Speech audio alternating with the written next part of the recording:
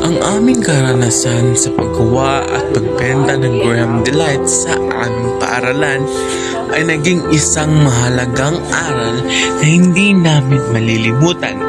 Nung una, akala namin ay simpleng maghahalo at pagtitinda lamang ito.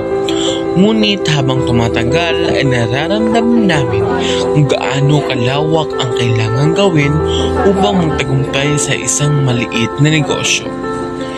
Mula sa paglilista ng sangkap, pagbili ng tamang presyo, pag-iingat sa paghahanda, hanggang sa maayos na pag-aalok sa mga klase at guro at sa mga estudyante.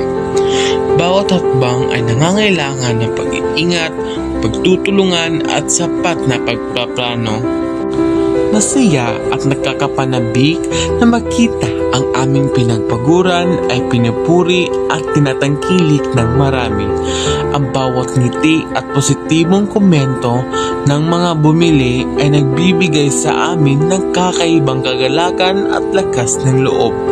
Ngunit naranasan din namin ang mga hamon, tulad ng pagtiyak na sapat ang aming gawa, pagtanggap ng iba't ibang panlasa ng tao, at pagiging patas sa presyo habang kumikita ng tama.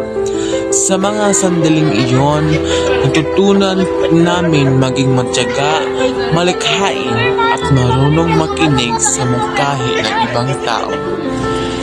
Natutunan din namin kung paano maging matipid, magplano ng maayos at makitungo ng maayos sa iba. Ang karanasan na ito ay nagturo sa amin na sa bawat tagumpay may nakaalang-alang na sakripisyo at pagtutulungan.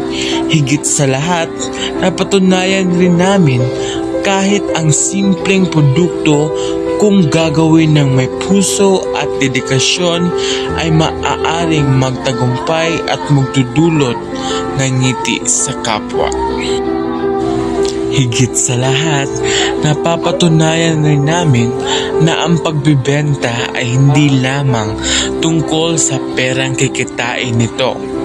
Ito ay tungkol sa pagbibigay ng dekalidad na produkto at pagpapahalaga sa tiwala ng kapwa at pagtutulungan ng magkaklase o magkaibigan. Ang karanasan na ito ay nagbukas sa amin kung ano ang tunay na kahulugan ng pagnenegosyo.